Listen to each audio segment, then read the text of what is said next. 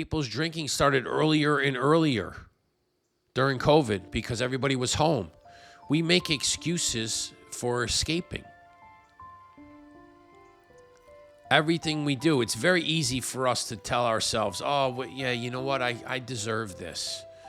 No, you don't. You deserve to deal with your problems head on like a man and face them every single day because they're not going away tomorrow. They're still going to be doing the same shit. Welcome to another episode of Kaizen Cast. Small steps, big changes. As we always say, you know, our mantra or our motto is we want to always help people, help others, and, you know, people that have addictions, people that are struggling, and we always want to try to basically through discussion, try to help people. Again, I'm not a doctor, but we want to help people through discussion because a lot of times communication is the best thing, and which leads us down these roads at first. So, you know, like I said, small steps, big changes is also something that we always want to do. It's something that takes us into the smaller steps, along with taking the time to create the bigger changes in life, right? Because we want to always attempt to go into bigger things really, really quickly and jump into them before we actually take the small steps. So before I get into, I actually want to talk about, because for some reason, actually, even before I get into that, Happy New Year to everybody. 2025 is here. Looking forward to it like I've been talking about it for the last 3.5 years. So God bless to everybody, and hopefully 25 in the next 3 or 4 or 10 years are going to be great for everybody. Looking forward to a new turnover and a new start. So I want to talk about today the drug ecstasy, or MDMA, or a street drug. They call it E. It's a club drug. It's a drug you use at parties. It's a drug that puts you in a euphoric state. But before I get into that, I actually just want to share something with you, because I always want to tell everybody, because I'm completely honest. I actually just told Ethan this. I didn't really feel like filming today. I'm having one of those days, and this is the cool part about me, because I'm open and honest about everything. I'm having one of those days where stress is getting on me a little bit. I just got a phone call from my son, Ty, telling me that he pulled his hamstring, and, you know, the season's going to start in the next 2 weeks. So that's a bummer.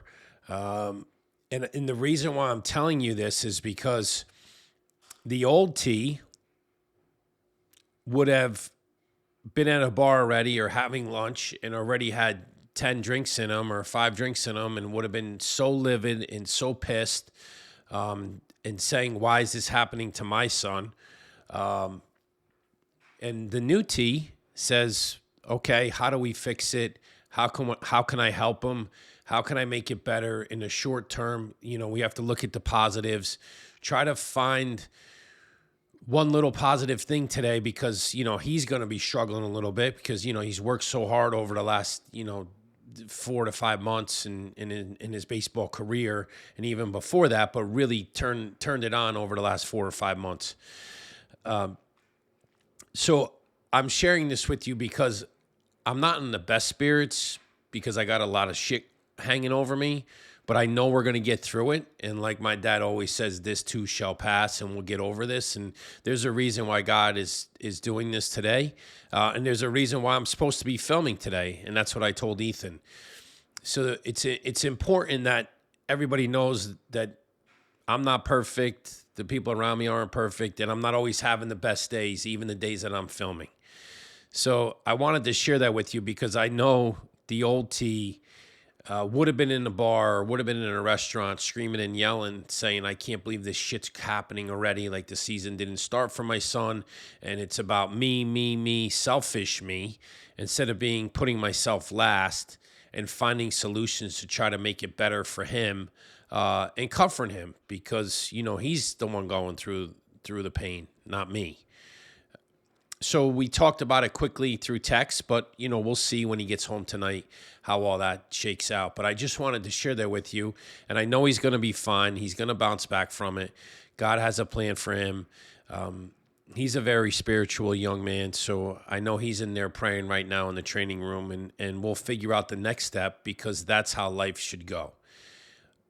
Now, this leads into the MDMA or ecstasy, because the drinking and the drugs are exactly what I always talk about. So for me, MDMA, I actually did, the ecstasy drug. It's the same thing. It's the street drug is ecstasy, but MDMA it's a long word that I can't obviously pronounce, that the doctors have come up with for it. But it was used in trial runs to actually help depression, because I did research on it before I decided to take this into the clubs and try it and do it. And it sounds like if it's in a controlled substance like anything else, that may help people with serious depression or PTSD or something like that. Now, again, not being a doctor, not sure. I only used it for recreation, but the recreation part of it, of course, in my situation, obviously always got out of control. And I'm sharing it with you because I think there's a lot of kids out there that actually don't know, or even adults that don't know the negative effects. Obviously, we know what when you're partying and having fun, the positive effects of some kind of drug like this is you put you in a euphoric state. You kind of lose track of time. Everything just feels amazing. It fires your serotonin's receptors to levels that you can't even imagine. And the reason why I'm doing this episode is because I've actually been doing some research with my wife, and we naturally produce serotonin, and when you enhance it like you do with ecstasy or MDMA,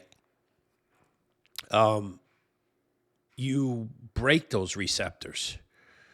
So it's really hard now for me to get that natural high that, like you do an extra set in the gym, or you push yourself to do something, or you accomplish something, and you get that, you stop for a minute and you get that unbelievably awesome burst feeling, that euphoric feeling.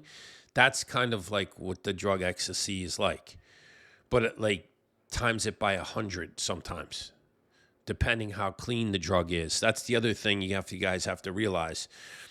When you're getting a street drug, when it's a controlled substance in a big pharma, it's the actual real powder, clean 100%. When it gets out onto the street, you don't know what's in it. It could have heroin in it. It could have a little bit of fentanyl in it. It could have a little bit of cocaine in it, because they cut it. It could have a laxative in it.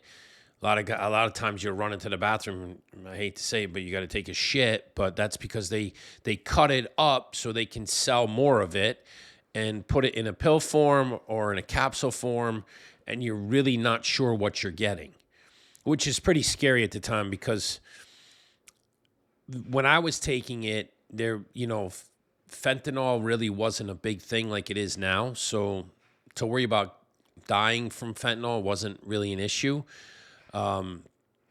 But all the other stuff that it was cut with, I'm sure, we didn't have little test kits like which I heard they do now, where you can actually, buy these. I'm sure they've been around forever, but you can buy them.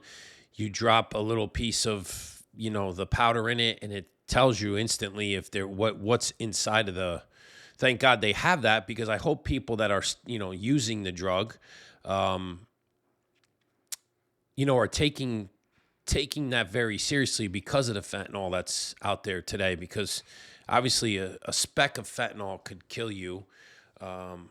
which is amazing. So I want everybody to be careful and be serious about this. And again, everybody's young, dumb, and feels invincible. And when you get into the club scene, it's almost I don't even know the word. It's like you feel like you're walking out into an NFL football game and you're the star quarterback. Something to that effect. When you get to the club, the music's blaring, people are jumping around, happy, drinking. Who's doing what in the clubs? Whether it's ecstasy, cocaine, whatever it may be. It's all around you. Some people aren't doing any of that. Some of them are just drinking. But it's dark. You don't know you know your surroundings, but you don't know. And it could get out of control pretty quickly. But the drug itself, I think actually screwed up my receptors, to be honest with you, because I was just telling my wife, and this is why I'm talking about it today. I was just telling my wife that I don't really get that euphoric feeling naturally anymore, and she's like, yeah, because of the damage you've done to your receptors, and the serotonin doesn't fire off like it should in most situations, that it could happen in. And it's I'm sharing this with you because I know Justin Bieber's dealing with the same thing. Obviously with his trauma that he's went through and all the drugs he was doing with, I hate to even bring the guy up in my podcast, but with Puffy Combs, P. Diddy, whatever the hell you want to call that guy, disgusting. But at the end of the day, that poor kid was being drugged and he was taking ecstasy, and he was doing it for the main reason that most people go when they go into a club. When you walk into a club and you pop that first pill, I don't know if people realize it, but they do it and they don't know that they're really trying to escape something. Oh, they think it's fun. They think it's, we're just having a party, but it's addictive. It gives you that rush, that euphoric feeling. But here's the other part of it. The negative parts, where you get the chills, you can't sleep, you clench your teeth, you grind your teeth. That's why you'll see a lot of people sucking on lollipops or eating hard candies or something, because they're always grinding their teeth. It feels like your teeth are going to fall out of your face. It's incredible. It's incredible, but people still do it to get to that point of that euphoric high. And I was having this conversation with other people in the gym the other day about this, and I said, you know what's crazy about this? Is that people try this drug or any other drug, and that they're never going to get as high as they did the first time they took it. And then what happens is, it's like when you see a heroin addict, and he can't get enough of it. First of all, it's like when I was taking the pills, like I needed that to like function. Same thing with heroin, but they're chasing that high, that original first high that they ever got, and they're never going to get the same. It never will be that same high. And you chase and you chase and you chase. It's the same thing. It's crazy you just say. It's the same thing in gambling too. Like when you're down money, what do? Oh, let me bet a little bit more on the next game because I got to make up for the money. It's the same thing. It's the chase. And this drug, like I said, could be used possibly to help people in very, very small dosage. And I think, and please fact check me on this, but I think I did see that at one point last year, they tried to pass it as a law that MDMA would be a legal drug to use. I think I did see that. Yeah. But it got voted down. It got voted down. Yeah. So, I mean, double check my facts, but I think I did see that, and it was spoke. It was either in 24 or 23. I did see that come across the wire, and I couldn't believe it. But I'm gonna go off a little bit because we're in the drug zone, right? So I can't believe that league. I can't believe that weed is legal in most states now, right? Like, I mean, or you have I say it's legal, but you have your medical marijuana card. That thing to me is bullshit. You can go to any doctor, say you have anxiety or you have you can't sleep at night, and they will give you the card pretty easy. And then you turn around and you have a Move or a True Leaf or whatever on every street corner. I mean, I live in Florida. I see them all over the place. I used to have my card. And obviously I couldn't have that card, just like I abused it. Because I can't just have one drink, I couldn't have one gummy to go to bed at night. I'd have to take 8. And just like when I walked into the club, when I would pop my first pill, and 20 minutes later I'd be like, flip me another one, because it didn't work. And I'd be like 20 minutes later, didn't feel it, flip me another one, and I'd be 3 deep before everybody like had their first one. And by the end of the night, I was pretty gone. But always remembered the nights, but don't say I felt great after being up for so many hours straight and not feeling good afterwards, because the come down on that stuff, again, when it's a street drug, you do not know what it's cut with. So a mixture of all the stuff that's in there, along with the alcohol, along with them pumping oxygen into the clubs, along with the music going, on volume 10, and people are just going crazy until 3-4 o'clock in the morning. And then what happens? People are like, I don't want the party to end. So what do? They go to an after hours party that kicks off at 4 a.m. to 10 a.m. And before you know it, you've been up 18 hours. And then here's the other thing. When you take that shit, you don't want to eat. You get very dehydrated. I've seen people pass out in the clubs from it, especially if you're drinking alcohol. There's so many bad side effects to that stuff, but people want to try it because they hear it, makes you feel good. For that, again, it's not even a short time, it's a pretty long time. But it's amazing to me that I think there should be more deaths out there than there are. And I don't mean that in a bad way. I don't want anybody to die. I don't think we talk about the opioid deaths enough, but the club, drug deaths are on the lower side compared to the opioid deaths, I would imagine. But I just can't believe, with the jumping around, the sweating, the dehydration, leaving the club so late, getting into another club in the morning, and then doing it all over again, and then trying to find a way. I'm actually getting like, it's not anxiety. I can feel that horrible feeling like when you want to crawl out of your own skin. When you try to go to bed and your head is just racing, and you're grinding your teeth, and you're tossing, you're turning, and you can't sleep because you can't sleep. Literally that shit. And then when you crash, oh, it's such a terrible feeling. It's a terrible feeling.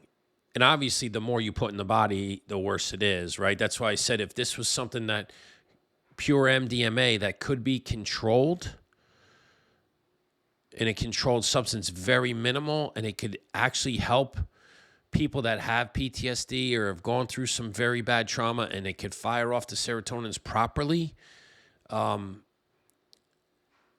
I'm not against, even though it's a drug, because that may help people. But using it as a club drug or a street drug, and just to get high and just so you can escape reality, because that's what it is.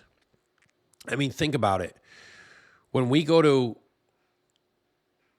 people go to Tomorrowland, which is a multi-gazillion dollar business, right?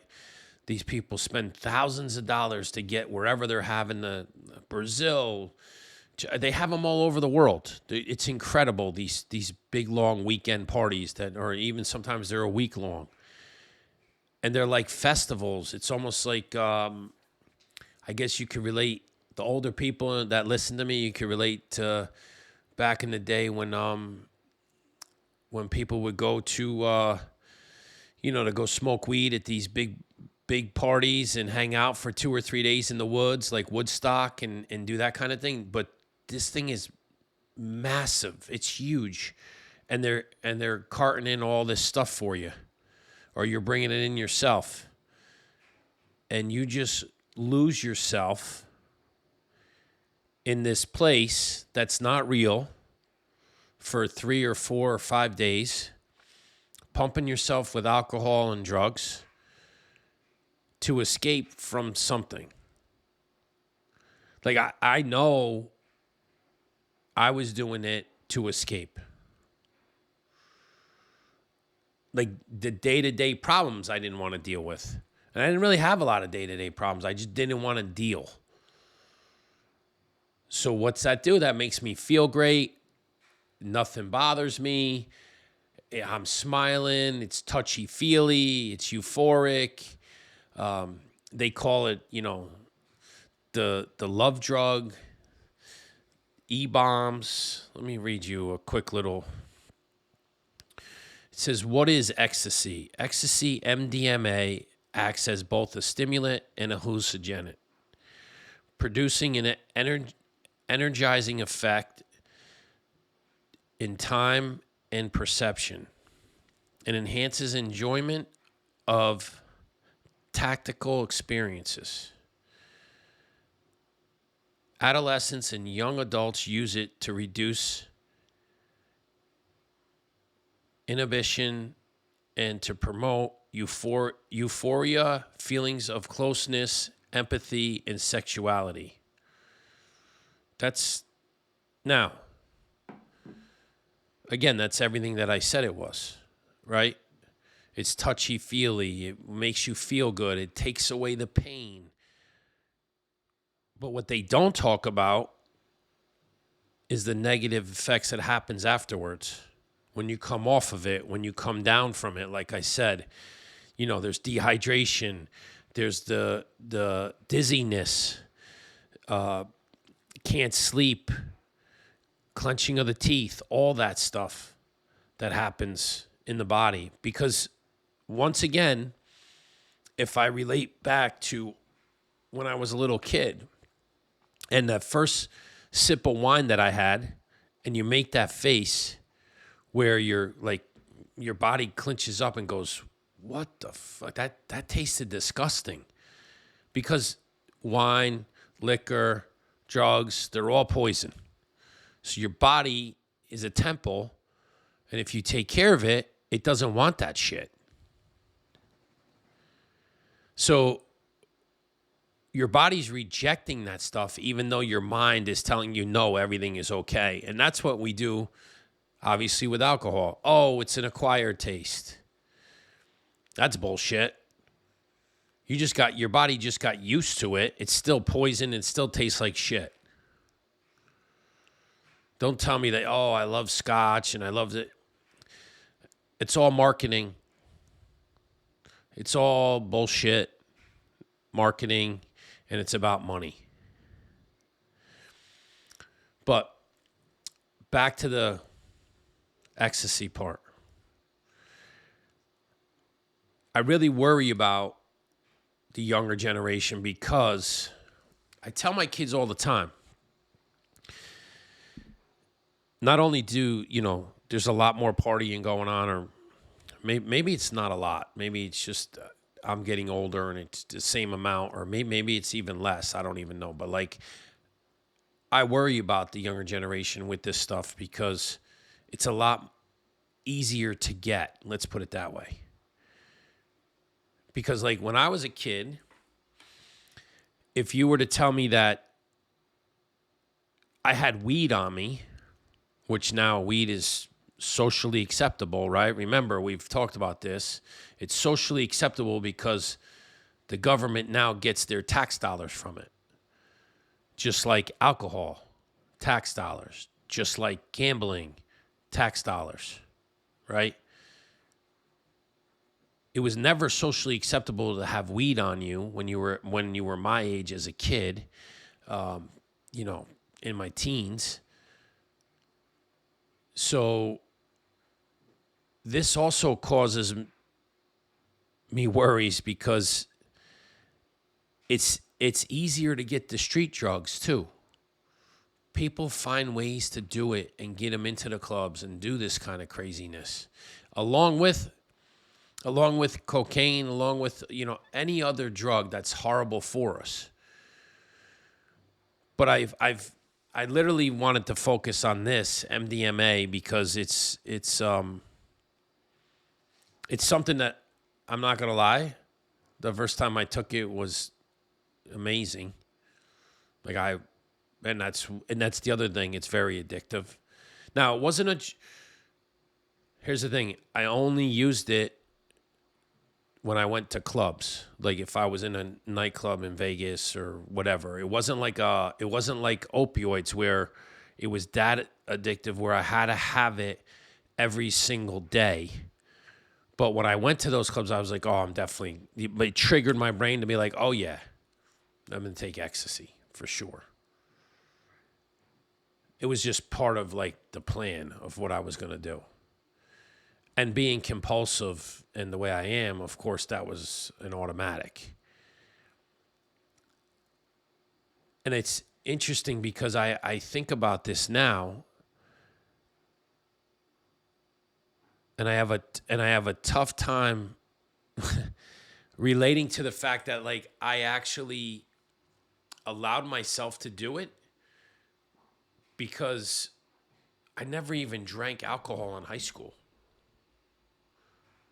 And I got to that level. Talk about, again, this all ties into the same thing, but talk about being unhappy with yourself and thinking it was okay that was part of life to be able to do that. And it's not. And this is why, again, like I say this because I sound like a worried old father, but like I do worry about my kids. But I know they're not doing it, thank God. But it's scary because that drug is something that can be very addicting, and people love to go out on the weekends and go to clubs and hang out with their friends and get a table and get a bottle and listen to DJs. It's a multi-billion-dollar business. I'm not talking about the drugs. I'm talking about the clubs. And think about how the club is set up. The club is set up in this, again, I don't want to get too spiritual, but almost like in this demon type of way where it's pitch black in there.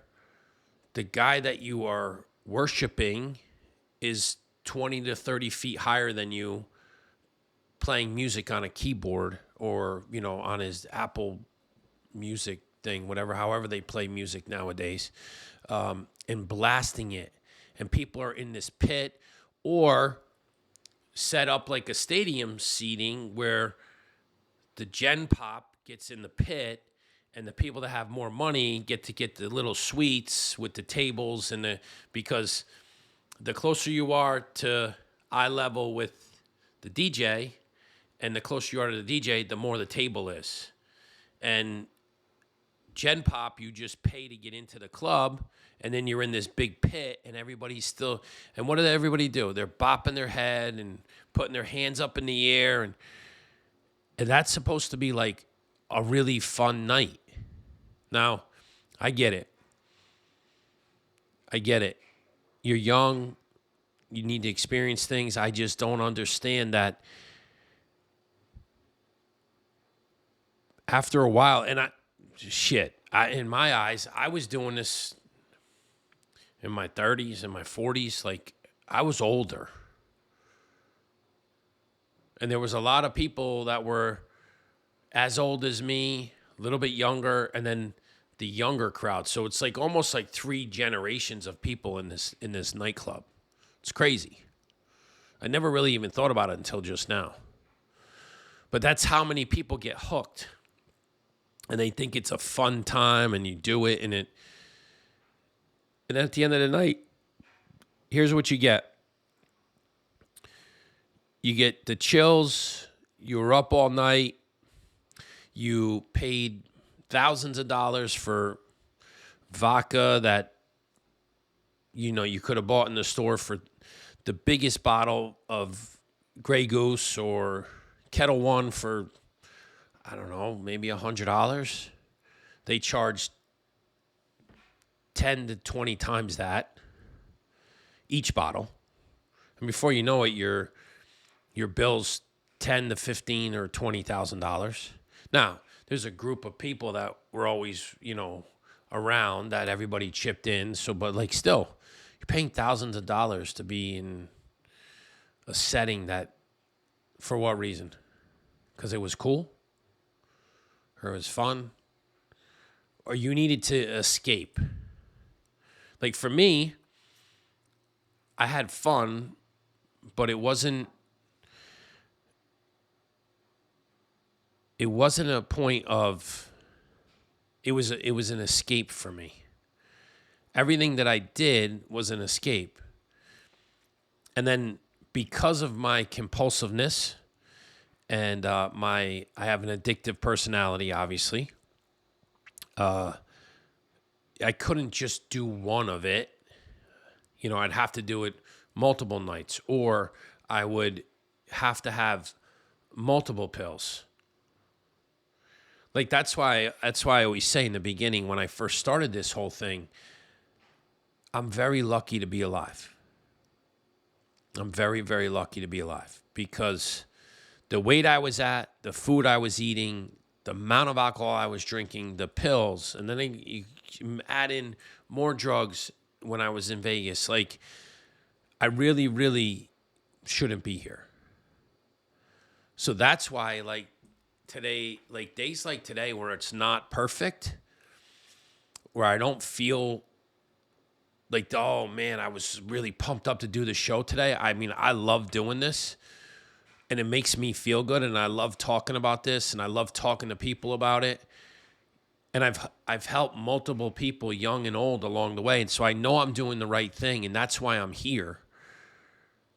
And that's why God wants me here, to help others. I'm going to go off on a little bit of a different road now, because there's multiple people since New Year's and where we are today that have called me and thanked me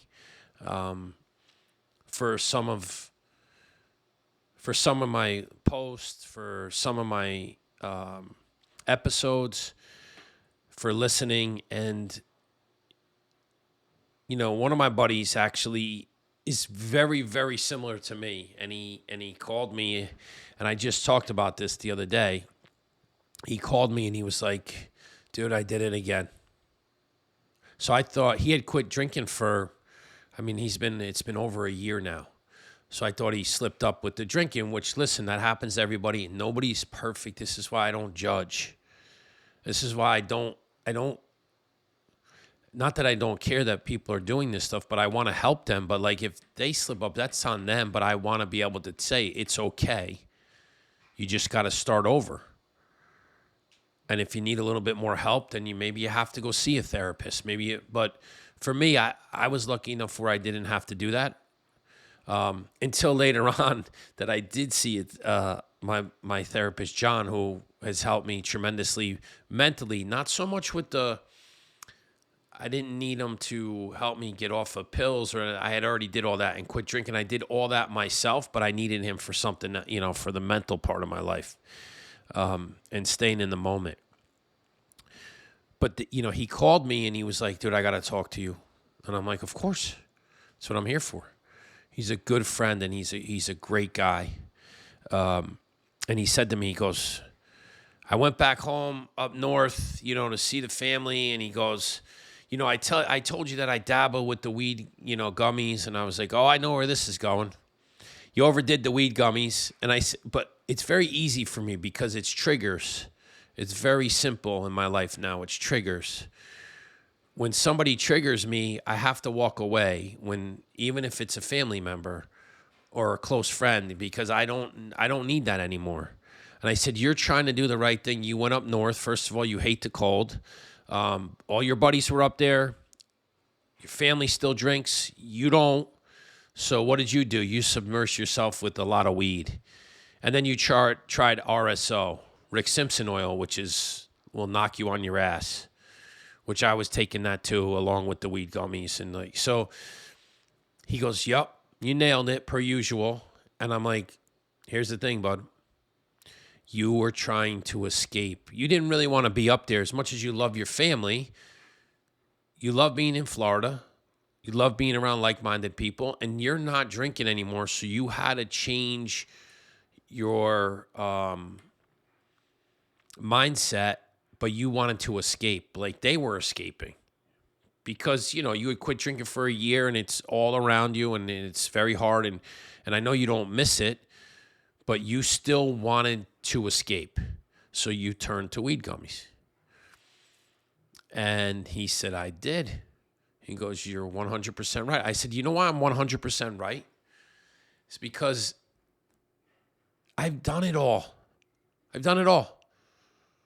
I give you my go back to where my story is. Quit drinking in 2020.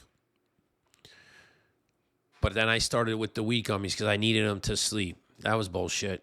Because my wife's like, we can do natural ways. Magnesium.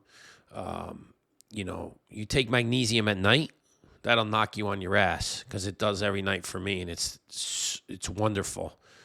I was doing it still to escape. I didn't know I was, but I was. And then, you know what happens when you're looking to escape and you don't want to deal with your problems head on? This is what you do. You go, oh, well, I'm just going to take them to sleep. And this is what I told my buddy. I said, you were taking them just to go to bed. And you're like, let me take one before we go see Uncle Joe or whoever, his cousins or his brother or whoever it was, so he could relax. And then he took one before, and then by the time he got to the house, because he's got an addictive personality, he took another one. And by the end of the night, he was probably 4 gummies deep before he went to bed, and he was Salou, right? So I used to do the same thing. Let me just take it right before I go to bed. So then I'm like, oh, you know what? Let me take one of these right before dinner just to relax a little bit. And you know what? Oh, the market's just closed at 4 o'clock. Let me take one now. It's been a stressful day. It's just like the drinking with COVID. The same exact fucking thing. People's drinking started earlier and earlier during COVID because everybody was home.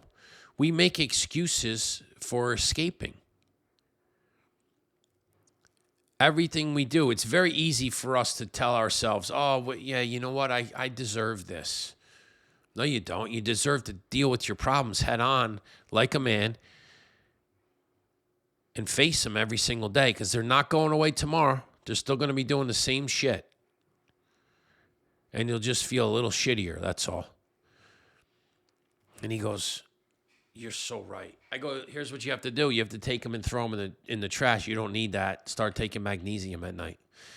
And he did, because he's one of those guys that can do that. Not everybody has the ability to do that.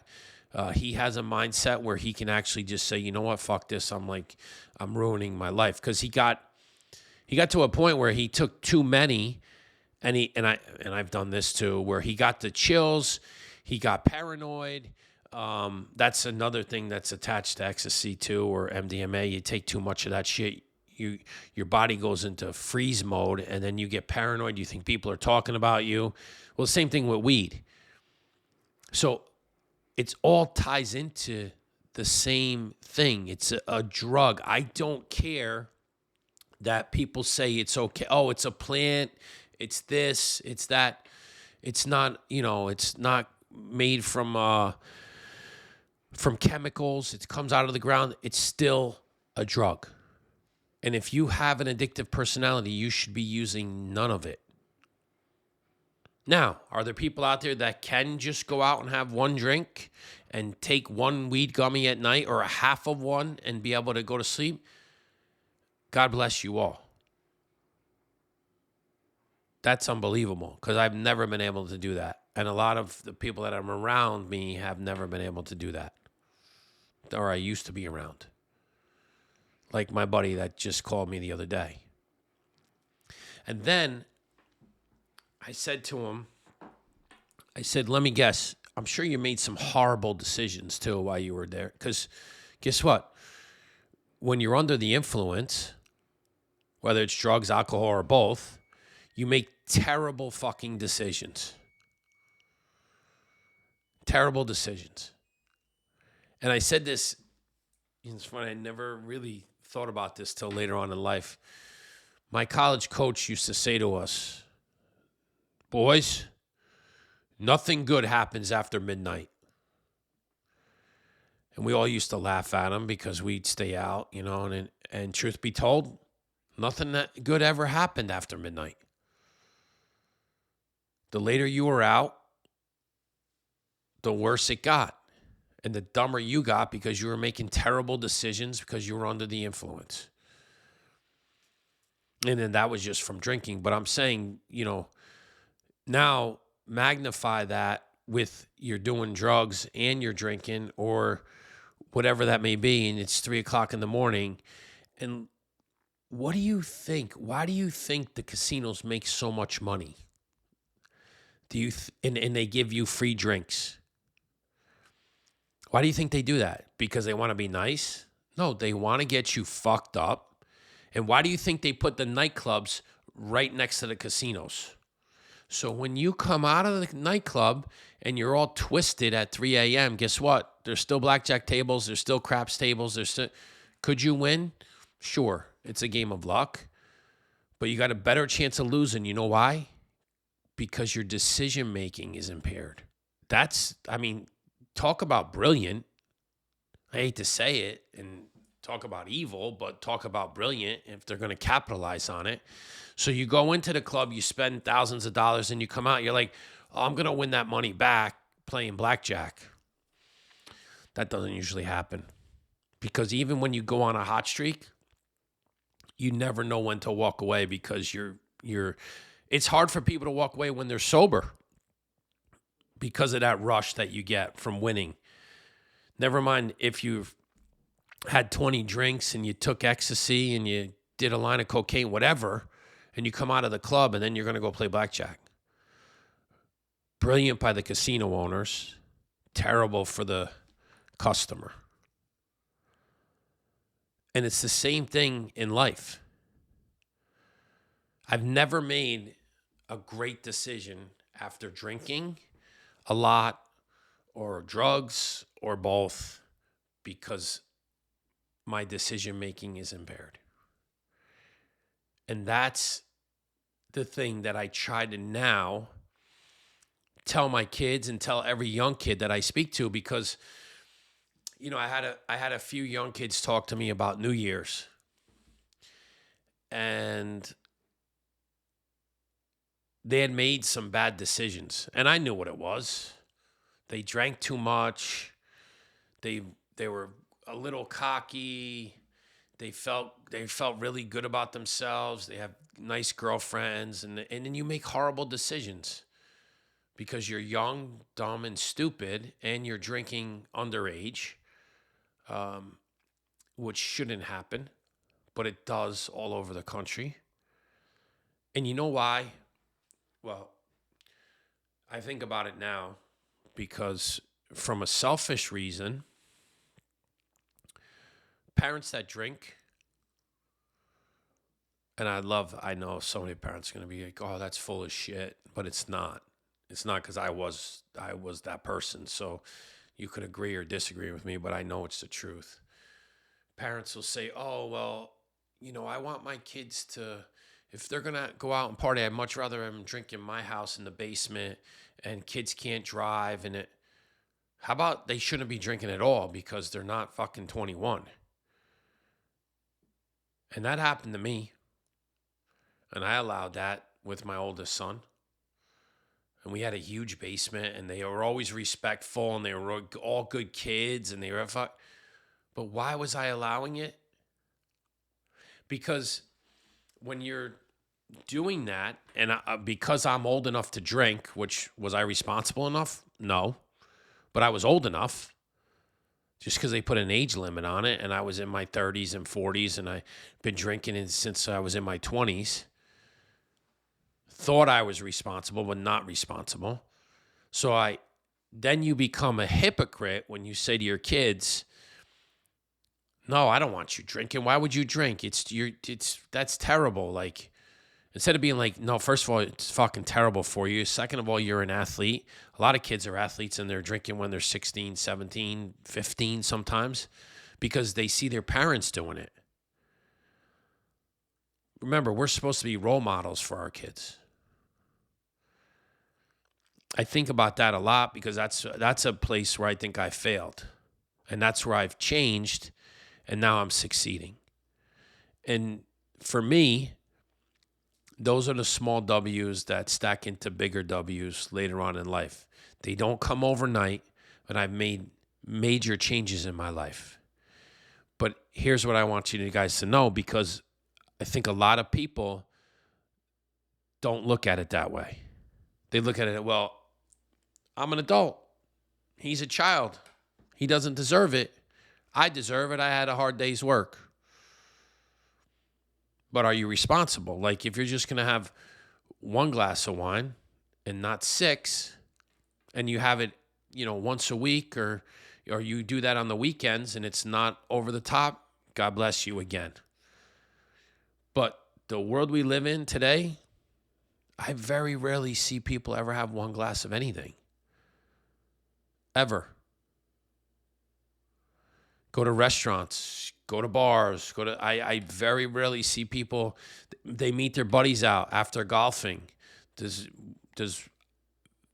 there's 10 guys there, maybe one has one beer and everybody else has more than that. Never mind if there's one guy that doesn't drink at all. The numbers are staggeringly high. And I know I went off a little bit now because I'm talking about the drinking again, but it just all goes hand in hand, because it's all poison. And I really think that when we're supposed to be role models for our own kids and other kids around us, we should be talking more about eating whole foods and not eating processed foods, not drinking alcohol, not even thinking about going into clubs, because there's nothing good comes out of that. I tell my youngest birth son that, please find your wife in the gym, not a party,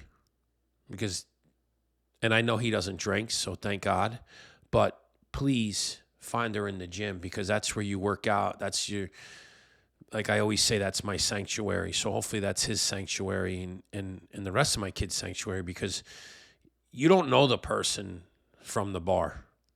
You don't know what type of person they are. They could be super happy all the time, but they could be drinking all the time. And then when they're not drinking, they can be miserable fucks. So then you have this whole other personality on your hand that you don't even know about. And again, going back, if I could go back in time, I never would have put a sip of alcohol in my body in college. Never. Because my end game was to get drafted. And I fucked myself. That's something that I have to live with. And I do live with it, and I'm okay with it now because I'm able to talk about it with other people. And I'm hoping that I get this opportunity to get even on a bigger platform because I'm trying to grow our podcast organically. And I hopefully that I can get to young athletes and talk to people about this stuff and let them know that, when sports ends, I just actually had somebody in the gym just retired. By the way, the guy's a monster. He's like 6'7", like 320, but jacked. And he's only 31 years old, and he played for the Tampa Bay Bucks.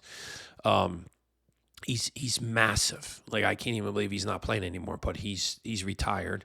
And you can see he's kind of like a little bit lost.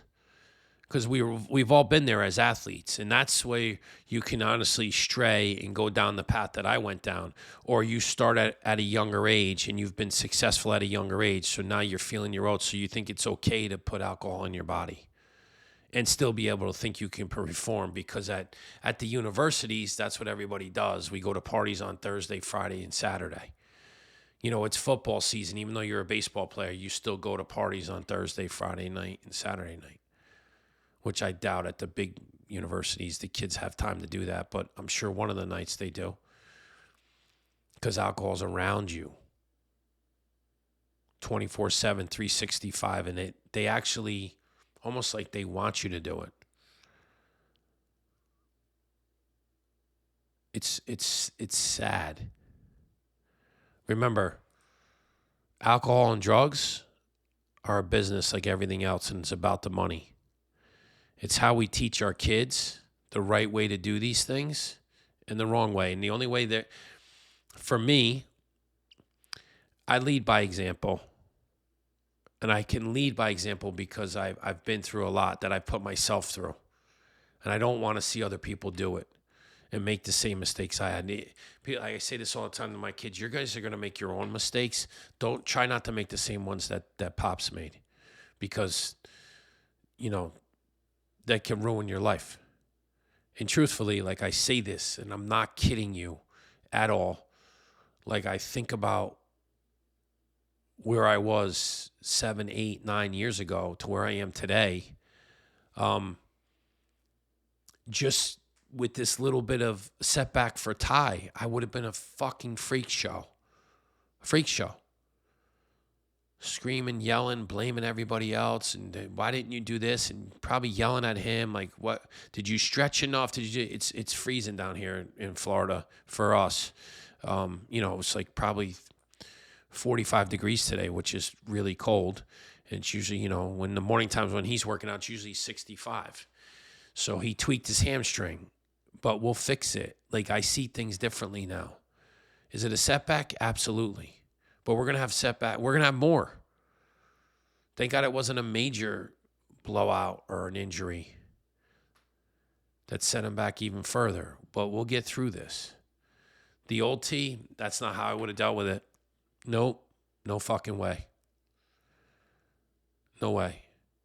And I got to tell everybody, and I really hope that people start passing this stuff on and telling people to follow me, please. Because I really want to get this out to the younger crowd too. It's important that they hear this. Because when you make changes like this in your life, I do get that little bit of euphoric feeling. So I do have those receptors. They just don't work properly, like going back to what we were talking about earlier. And I want people to stay away from that shit because you don't want to lose. There's always side effects to shit that's bad for you. There's always side effects, but they don't talk about it. Government, big pharma, sometimes doctors. Like, they don't talk about the side effects until it happens. I bring it up still 5 years later, the COVID shot, side effects, guys dropping dead of heart attacks, myocarditis in the heart, enlarged heart, young kids having this. That doesn't just happen. Oh, autoimmune deficiency. That all happened because of the side effects of a shot that nobody knew really what was in it, and still doesn't. But we don't talk about that till after the fact because we want to make sure we pump enough out to make enough money. Big Pharma gets paid and everybody that invested in it got paid. It's the same thing with everything that goes on in our lives. You have to be the biggest advocate for you and your kids. If you don't and you just follow, you're going to get lost in the shuffle. I truly, truly believe this. I want people to understand this because it's important. It really is important to me and the people that listen to my podcast. I actually feel, I'm going to share this with you right off the top of my head. I feel much better that I did do the show today. And starting off 2025 with truth. Because that's what I strive for every day. Because today was not my best day. But it is the truth. So I know, I worked through something that I didn't really want to do. The old days, I probably would have just blown it off.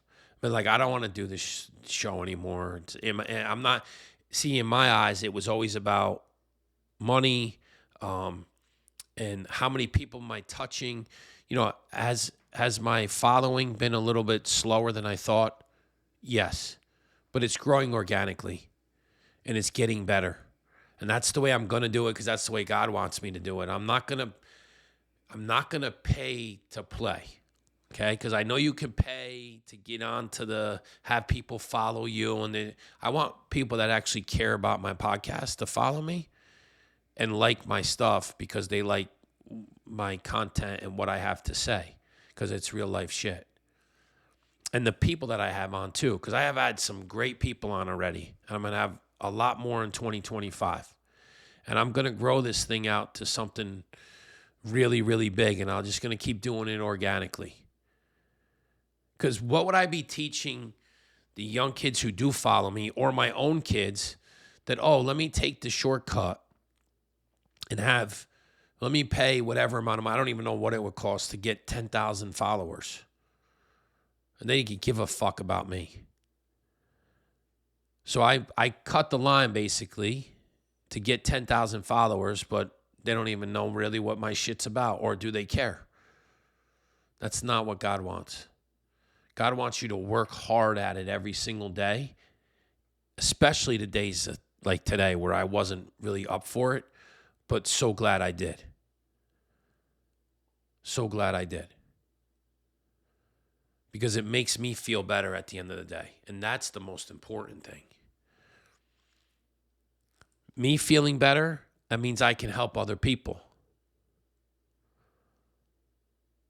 Me cutting the line and paying to get more followers, setting a bad example for the people that do follow me and my kids. No fucking way. It's not how life should be. Does it happen that way? Absolutely. Does money talk? Usually does. But I'm going to do it organically because this is what God wants. Because like I said, I shouldn't be here. So the more I do this and the more content that I get out there, and it is my goal in 2025, and I've already kind of messed it up a little bit, but I'm going to try to stay on top of it to get at least one post out a day on Instagram or TikTok. On both of those little shorts. So my face could get out there more, so maybe people will start listening to the podcast more, and we'll get more followers, and then we'll get more people to come on. And honestly, it's really to help others. And that's what I really, really want to do, is continue to help. This helps me grow, but it also helps others grow. I had another buddy that told me that the other day. He's like, I got off track. He had an infection. He's been in his foot. He grapples, MMAs, and jiu-jitsu, all that stuff. He's a great guy. Our sons, my youngest son, my 11-year-old, is good friends with his son, and he goes to jiu-jitsu 5 a.m. in the morning. He's a fucking psycho. And on the way to jiu-jitsu, on every Monday morning, he listens to my podcast, the half-hour show. And he's like, I'm back on track. I feel great. He's like, your last episode was awesome. He's like, I loved it. See, that's what keeps me going. When I get those little bit of like, hey, you got to keep doing this. Because I never know if I'm like, man, am I really reaching the people? And then I get somebody to say something like that. And I'm like, that's God telling me that you got to keep going. And it's not easy. And anybody that tells you that this shit's easy, it's not. Because number one, try talking into a camera when Ethan and I laugh now, but that very first episode, woof, that was a tough one. That was like swallowing glass, along with trying to tell my story, how hard that was. Being vulnerable. Now I like Ethan promised me, he goes, each episode will get easier and easier. And I feel like I can talk in front of 10,000, never mind just a camera. And maybe that's what I'll shoot for. Maybe someday I'll be big enough where I could speak in front of 10,000 and help people. Because there's a lot of people out there hurting. I really do appreciate everybody that follows me. I really just want to do it the right way. It's like my dad, hardworking guy like my dad was. You do it the right way. Maybe you don't get rewarded right in the beginning, but it will reward you later on in life. And that's what I'm looking for. So I'm going to end with that because, I'm really, really looking forward to 2025. And if everybody could just share the word a little bit, about the podcast is my goal. I have some goals this year. I do. I want to get over, over 1,500 followers by the end of, 2025. And I don't know if that's achievable, but with the help of everybody out there, just passing the word along, I really appreciate it. And please continue to follow and listen on all the pages, like my stuff, and please share the content. Please, it helps me to get my word out there. I'm trying to do this the best I can and as organically as I can. God bless, and I love you all, and I'll see you next week.